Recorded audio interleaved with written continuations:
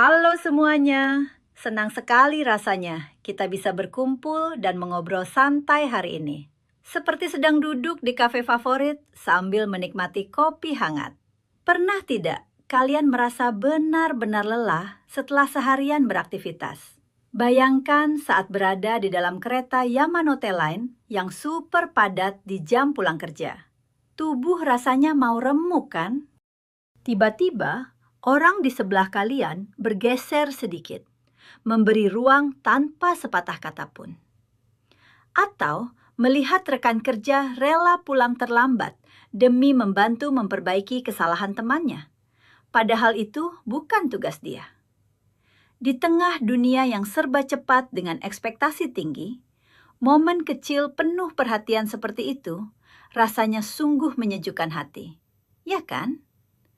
Di Jepang, ada konsep indah bernama omoiyari, yaitu kemampuan mendalam memahami beban tersembunyi orang lain dan meresponsnya dengan kebaikan. Dalam Matius 5 ayat 7, tertulis kalimat yang sangat selaras. Berbahagialah orang yang murah hatinya, karena mereka akan beroleh kemurahan. Ini bukan sekedar aturan agama yang kaku, melainkan kebenaran universal sederhana tentang bagaimana hidup bekerja. Kebaikan yang kita tabur seringkali menemukan jalannya sendiri untuk kembali. Namun, di masyarakat yang menjunjung tinggi keharmonisan dan semangat pantang menyerah, mengapa menunjukkan belas kasihan kadang terasa begitu sulit? Dan hal indah apa yang bisa terbuka jika kita mau memulainya? Ingat cerita mengharukan setelah bencana Tohoku 2011 lalu? Saat itu, para tetangga saling berbagi makanan yang terbatas tanpa pernah menghitung untung rugi. Indah sekali, bukan? Mari kita renungkan sejenak.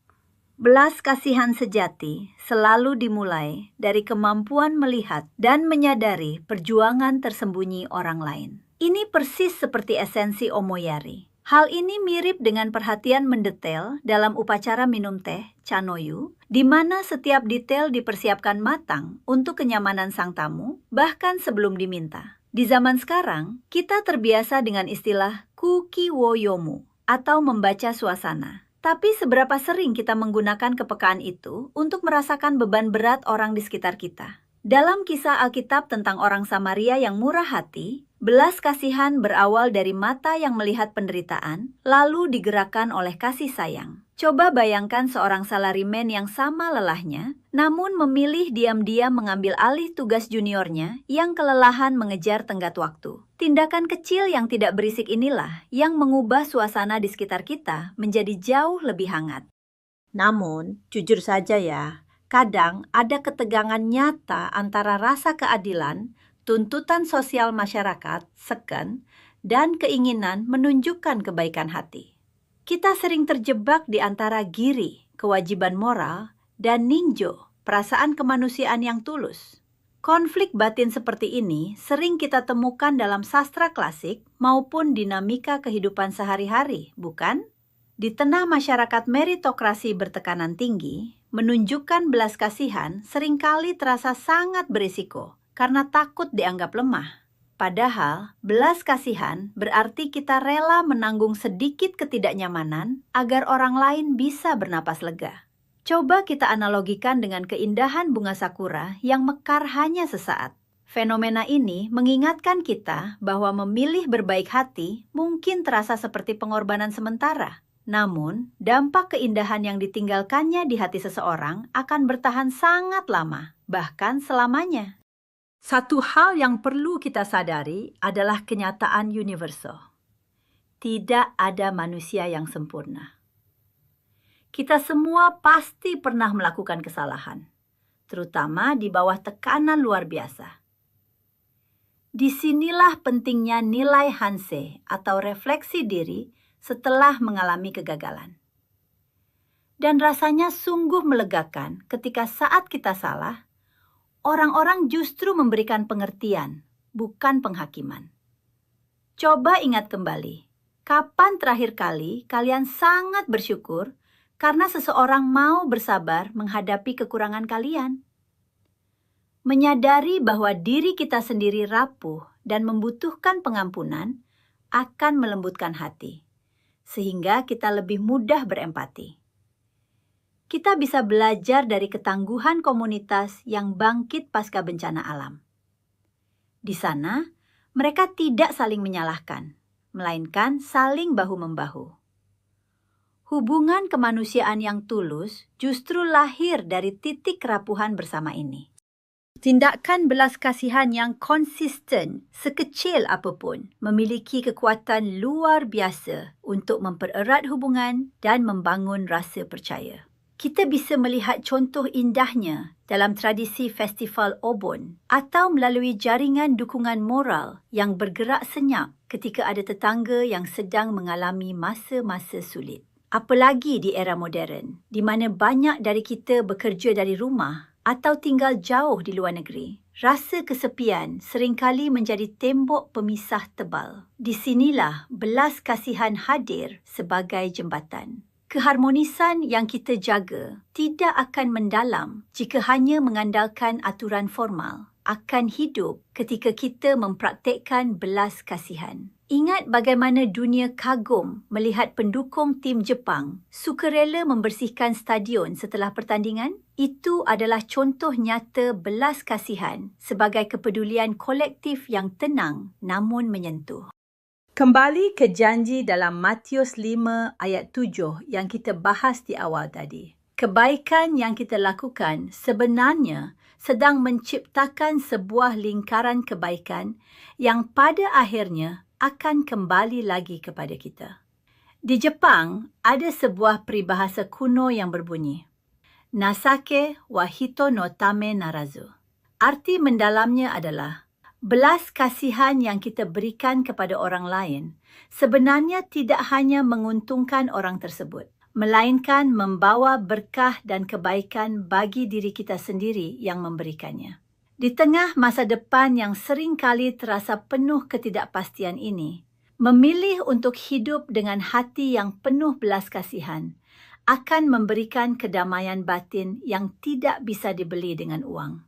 Ini bukan soal kita sedang mengumpulkan poin kebaikan atau bersikap pamrih ya, sama sekali bukan.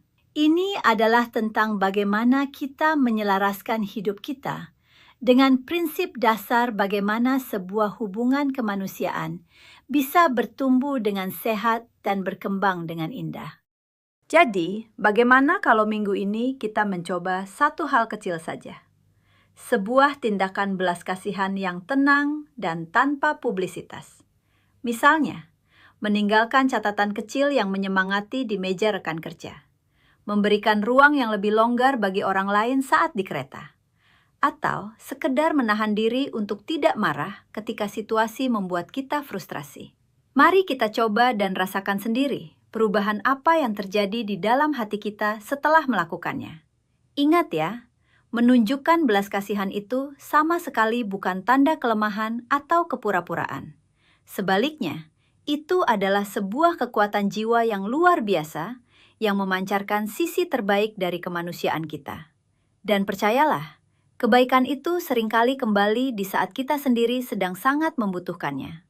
Di tengah perpaduan budaya kita yang indah antara kegigihan bekerja dan perhatian pada sesama, selalu ada ruang yang luas untuk kebaikan yang menghidupkan ini. Kira-kira perubahan indah apa yang akan terjadi dalam hidup kita jika kita mau mempraktikannya sedikit lebih sering mulai hari ini? Terkadang, di tengah kesunyian hati dan lelahnya perjuangan hidup, kita merindukan sebuah pelukan yang menenangkan dan kehadiran yang benar-benar memahami tanpa menghakimi. Jika saat ini kalian merasa rindu untuk merasakan kasih yang melampaui segala akal, ketahuilah bahwa ada Tuhan yang selalu siap mendengarkan cerita kalian. Dia bukan pribadi yang jauh, melainkan seorang sahabat yang ingin berjalan bersama kalian melalui setiap musim kehidupan. Jika hatimu merasa siap untuk membuka lembaran baru dan mengalami kasih karunia yang nyata ini, mari kita serahkan hati kita kepadanya dan berbisik dengan jujur. Jika your grace is real, let me experience it. Bagi sebagian orang, Tuhan terasa seperti seorang sahabat bijaksana yang setia berjalan mendampingi di setiap langkah hidup, membawa harapan yang segar seperti indahnya bunga sakura yang mekar pertama kali di musim semi. Apakah kalian mau meluangkan waktu sejenak untuk berbicara dengan Tuhan bersama saya hari ini? Sama seperti kalian sedang mengobrol santai dengan seorang sahabat dekat? Mari kita berdoa. Tuhan Yesus, saya menyadari segala kesalahan dan dosa saya selama ini. Dan saya datang untuk memohon pengampunan-Mu yang tulus.